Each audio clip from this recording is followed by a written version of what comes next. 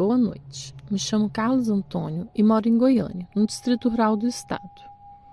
Eu amo a vida no campo, os animais, as plantações, enfim, tudo que se agrega a levar a vida na roça.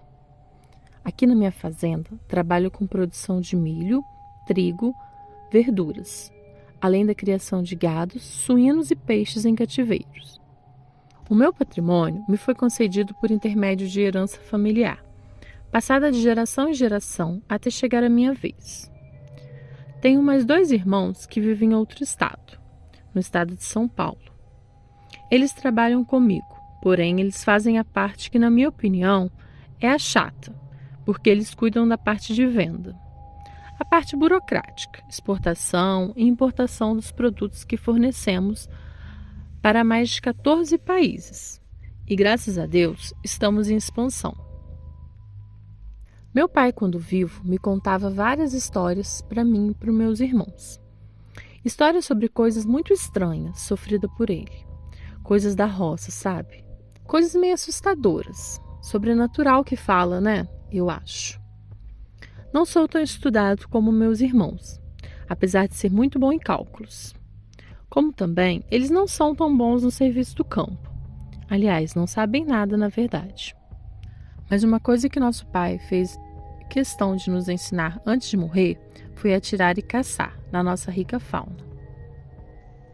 De vez em quando, eles vinham passar os finais de semana aqui com suas famílias. E fazíamos uma bela farra, churrasco, bebidas, tomar banho de rio e outras coisas que já fazíamos quando criança, com o nosso pai. E como uma tradição de família, sabe? Uma coisa até sagrada para nós. Meu pai dizia ter se deparado com lobisomem e negurágua, porém nunca havia falado sobre aquilo que nos infernizou na época do fato. Porém, papai falou sobre o tal Saci, que na região é muito citado em relatos, mas meu pai se referia sempre como lenda apenas. Era um feriado prolongado e meus irmãos Tony e Bruno vieram para a fazenda com suas respectivas esposas e filhos. Eu adoro meus sobrinhos e minhas cunhadas. Talvez por nunca ter me relacionado com ninguém, pelo menos seriamente dizendo, pois nunca passou pela minha cabeça a ideia de alguém que não fosse um de nós, tomar conta de nossas coisas futuramente. No meio do churrasco de almoço, Tony me perguntou sobre o delegado da região, se tinha alguma notícia da investigação da morte de nosso saudoso pai. Nosso pai morreu com uma parada cardiorrespiratória, mas antes ele já havia sido encontrado muito ferido na mata, em uma manhã de domingo, e na noite anterior havia saído para caçar, e a polícia abriu uma investigação para apurar o que teria ferido daquela forma. Porém, nunca houve resposta alguma, pois quem fez aquilo não deixou rastro algum. Eu sempre desconversava quando perguntado sobre o fato, pois com o tempo que já havia passado, já deveriam ter arquivado tudo. E também não ia adiantar, pois nosso pai não ia voltar do túmulo. E se voltasse, eu correria era muito. O assunto sempre tinha seu desfecho com uma piada deste tipo, mas neste dia foi bem diferente. Nosso churrasco era no estilo gaúcho e tínhamos muito tempo livre para prosear antes de verificar se a carne estava no ponto para retirar, pois demorava um pouco mais que o convencional. Após falar algumas coisas sobre nossas finanças e clientes em potencial, reparei que meu irmão Bruno, o caçula de nós 3, sentou-se isolado de nós e olhava pensativo para o fogo do carvoeiro, que de vez em quando lambia as carnes da grade de costelas. Foi quando chamei a atenção de Tony e nos aproximamos dele. O que foi, meu irmão? Algo errado está acontecendo? Alguma coisa no casamento? Compartilhe com seus manos. Aproveita que as mulheres estão no fogão ainda. Disse eu e Bruno, que logo respondeu. Não, irmão. Graças a Deus está tudo na melhor paz em casa. Minhas filhas têm de tudo. Tenho do bom e do melhor em São Paulo. E como acho que é com Tony também. Ouça, Carlos, como você vive aqui, pois eu não posso estar aqui sempre, mas pelo que eu vejo, você leva uma ótima vida aqui também. Faz o que gosta e o que quer aqui. Vive muito bem, e não é verdade? Questionou-me Bruno. Respondi a ele que sim, E ele completou: e você sabe, irmão, quem é o único responsável por toda essa mordomia e luxo que temos? Essa boa vida que temos para nossos tataranetos gozar e usufruir? Pensou novamente e eu respondi que era nosso pai. E ele mais uma vez indagou: então por que será que você em todos esses anos nunca se esforçou para descobrir o que causou a morte de meu pai, que era o mínimo que podia ter feito por ele, como gratidão a tudo que ele fez por nós? Abaixei minha cabeça e respondi que não adiantaria nada. Eu havia ido várias vezes com o laudo da perícia nas mãos, mas nem eles nem eu vi nada de anormal. Todos os hematomas e escoriações provavelmente foram de uma queda de árvore ou algo do tipo. Mais uma vez ele indagou, dizendo que será que papai voava? Pois onde foi encontrado não havia uma árvore. Meu irmão Tony disse que tínhamos 3 dias no feriado e que sairíamos para caçar os 3 dias, porém visitaremos o local onde ele havia sido encontrado. Todos ficamos de acordo e damos o seguimento em nosso lazer. Aquele dia foi um dos mais divertidos que havíamos passado juntos. Jogamos bola com as crianças, tomamos banho de rio, pescamos, conversamos com as mulheres deles. E todos me zoavam porque só eu não tinha uma esposa ou uma companheira para passar momentos bons como aquele. Porém, minha resposta era sempre a mesma: de que eu não precisava ter uma mulher em casa para viver bem. E que era por isso, com meus 30 e poucos anos, que não tinha nenhum cabelo branco. E eu sempre dava um jeito para mudar o rumo daquela desconcertante prosa. Quando a noite caía naquele primeiro dia de caçada, nós 3 começamos a nos preparar para adentrar na mata. Nossa primeira atividade foi manutenir os fuzis com supressor de ruídos e lunetas. Cada um tem o seu, e só é utilizado quando estamos juntos, pois foi um presente de nosso pai. E se tinha alguma coisa que prezamos, é tudo que vira do nosso eterno Pai. Preparamos as lanternas, repelentes e partimos para a caçada. Por volta das 19 horas, nos despedimos das mulheres e pedi que depois das 10 trancassem tudo, que avisaríamos pelo celular quando estivesse chegando. Caso a caçada fosse fraca e voltasse mais cedo, ou seja, de madrugada, pois geralmente só voltávamos pela manhã, com toda a caçada da noite anterior, e que seria o churrasco do dia seguinte. Normalmente, nosso alvo principal era a paca, capivara e porco selvagem, que a mata tinha e até hoje em abundância, quase que como praga pela quantidade. Achamos uma clareira onde fizemos uma fogueira para começar a traçar nossas estratégias de caça e bebíamos um bom vinho. Fazemos isso para acostumar com a escuridão e os ruídos da mata e assim aguçar nossos sentidos. Isso é uma atitude normal, de todo bom caçador, e foi assim que aprendemos com nosso pai. 1 hora antes das 11 horas da noite, quando era o melhor horário, até as 3 da manhã, para emboscar as presas, pois já estávamos acostumados a fazer sempre a mesma coisa, mas em locais diferentes. Subíamos numa das árvores próxima a um córrego, pois geralmente os animais procuram para beber água, e no caso da capivara, até se refrescar. Antes, fomos visitar o tal local onde nosso pai foi encontrado, na época do acontecido, e demos uma boa olhada para ver se descobríamos algo sobre o fato ocorrido com nosso velho, mas foi sem sucesso. Às 23h40, subimos desapontados na árvore e ficamos à espreita de algum animal para abater. Era visível o abatimento de meus irmãos em suas ações e faces, por não encontrar o que vieram procurar de verdade, algum vestígio deixado para trás do suposto agressor do nosso pai. Já estávamos ali há muito tempo e nenhum animal passava embaixo daquela árvore. Foi quando começamos a ouvir ruídos de porco do mato. Pareciam ser vários realmente em um bando bem grande, uma família inteira de aproximadamente uns 6 membros. Eles passaram bem assustados, provavelmente algum predador maior estaria atrás deles. Não conseguimos mirar nenhum, pois eles passaram com muita rapidez, e ficamos aguardando para ver o que realmente eu tinha assustado. Já havia passado 1, 2 minutos, e nada daquele predador, Porém, começamos a ouvir barulhos de água, como se alguma coisa bebesse água no córrego. Quando focamos o olhar naquela escuridão, beirando o córrego, avistamos aquele imenso porco selvagem. Ele havia passado junto com aquele bando e voltou para beber água.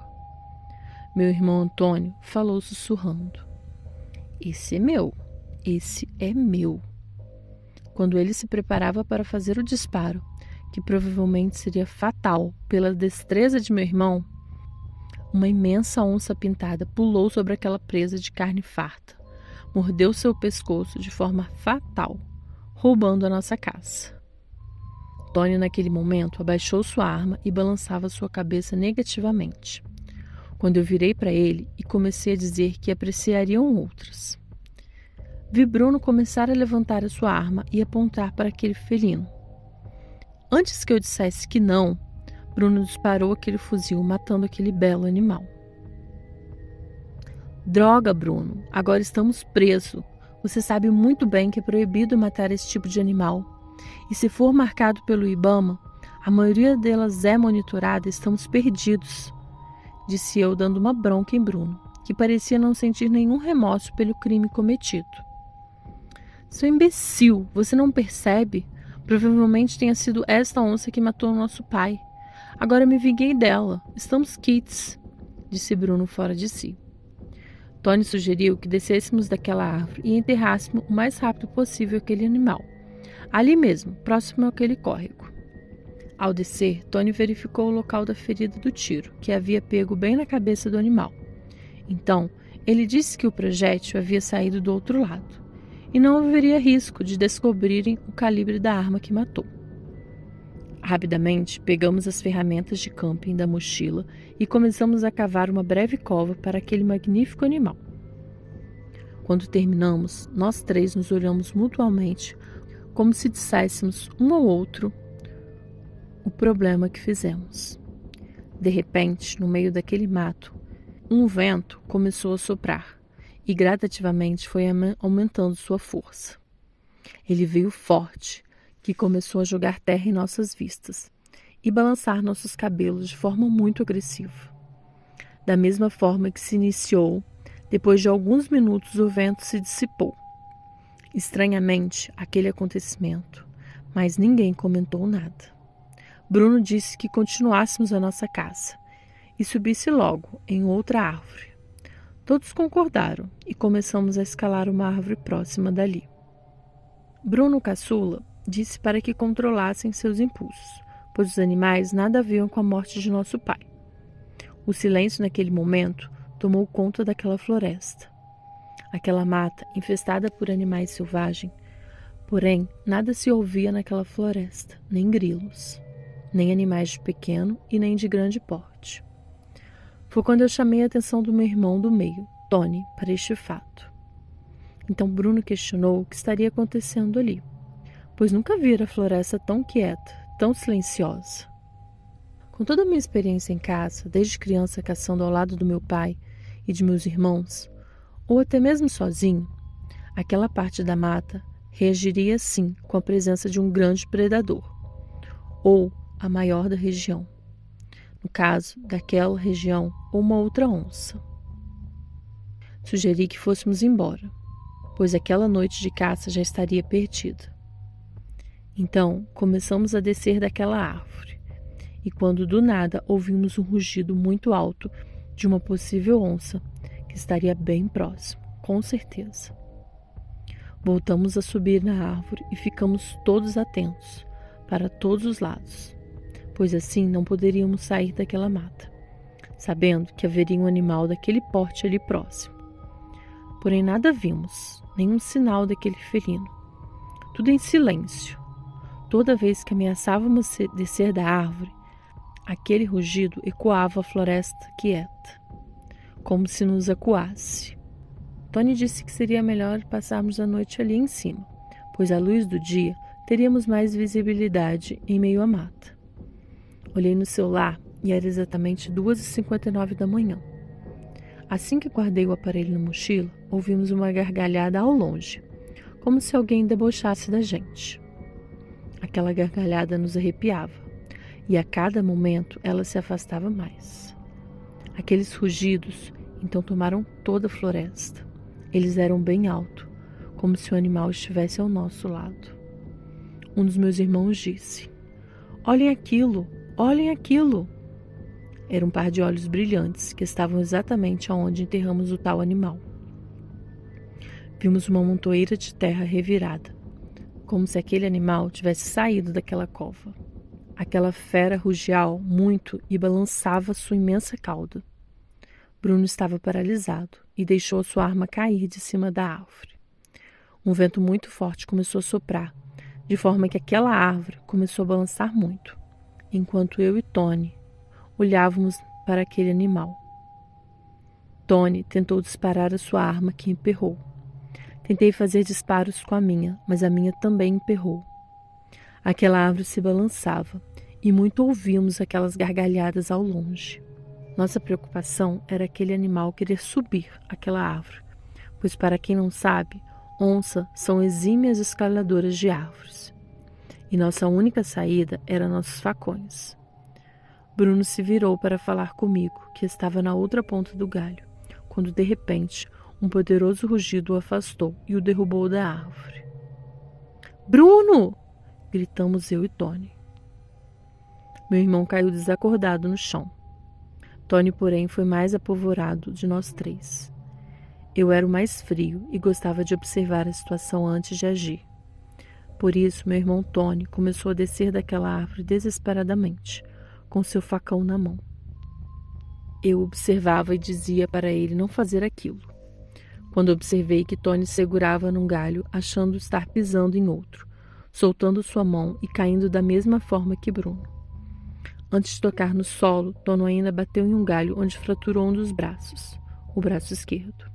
Meio ferido, Tony conseguiu ainda se levantar e pegar seu facão, empunhando para aquela fera. Sorrateiramente, a onça vinha em sua direção, enquanto Tony dizia: "Vem, vem, você não vai pegar meu irmão." Aquela onça com olhos flamejantes, com a ferida de bala e suja com o barro, correu na direção do meu irmão. Quando ele saltou de cima dela, ela simplesmente desapareceu e meu irmão caiu desacordado. Eu não acreditava na cena que acabara de ver. As lágrimas desciam meu rosto, sem mesmo eu notar. Eu chamava meu irmão pelo nome, porém minha voz não saía.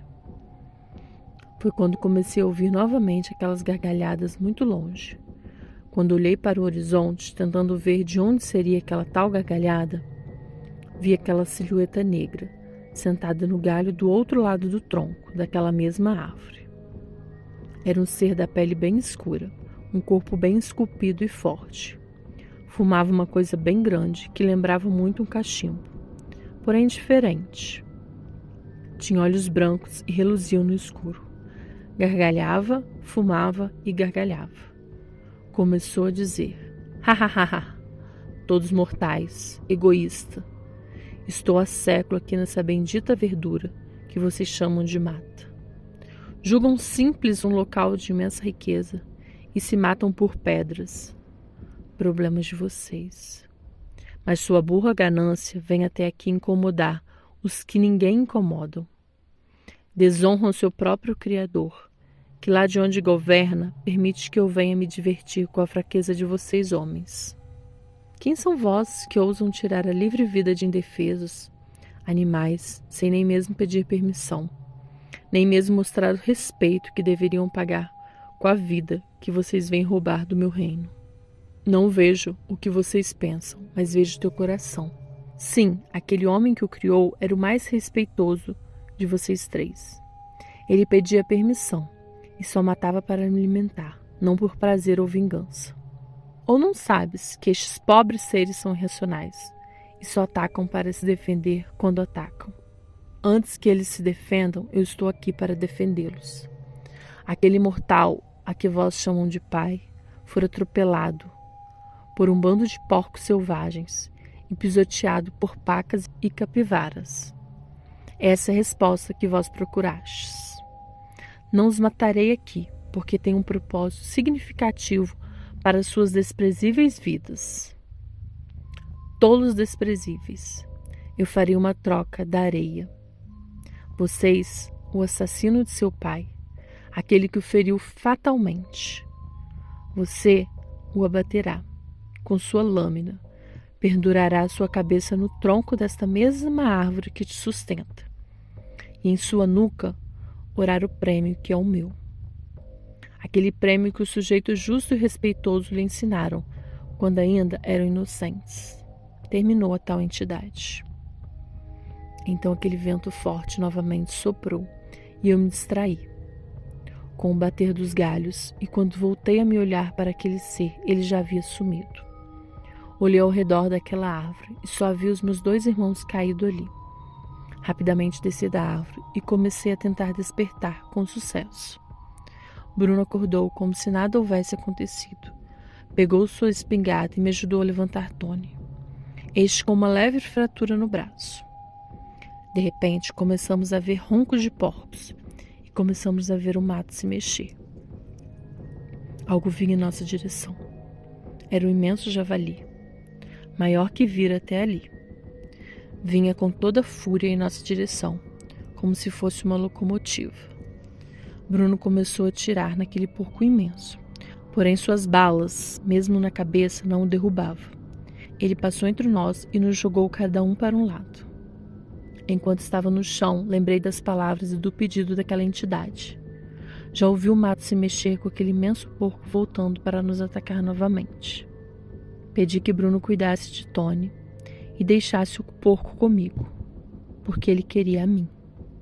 Pela primeira vez, Bruno acatou o que eu disse. Catei no facão do chão e esperei até o melhor momento para golpear o porco bem no coração. Assim que chegou próximo, bem próximo a mim, me joguei em sua frente e apontei a lâmina na direção de seu coração. Aquele porco de quase 200 quilos caiu já sem vida. Rapidamente peguei o facão e cortei sua cabeça. Com uma pistola de pregos, prendi ele no tronco daquela árvore. Enquanto prendia aquela cabeça imensa, com aquele porco ao tronco da árvore, como um sonho me lembrava das instruções dadas por aquela entidade. Peguei um maço de cigarro que Tony tinha em sua mochila e comecei a rasgar, um a um, tirando o conteúdo daquelas cigarrilhas. Pus o fumo adquirido em cima da cabeça daquele animal, preso à árvore. Amarrei as patas daquele animal e, com a ajuda dos meus irmãos, já recuperados, começamos a arrastar para casa.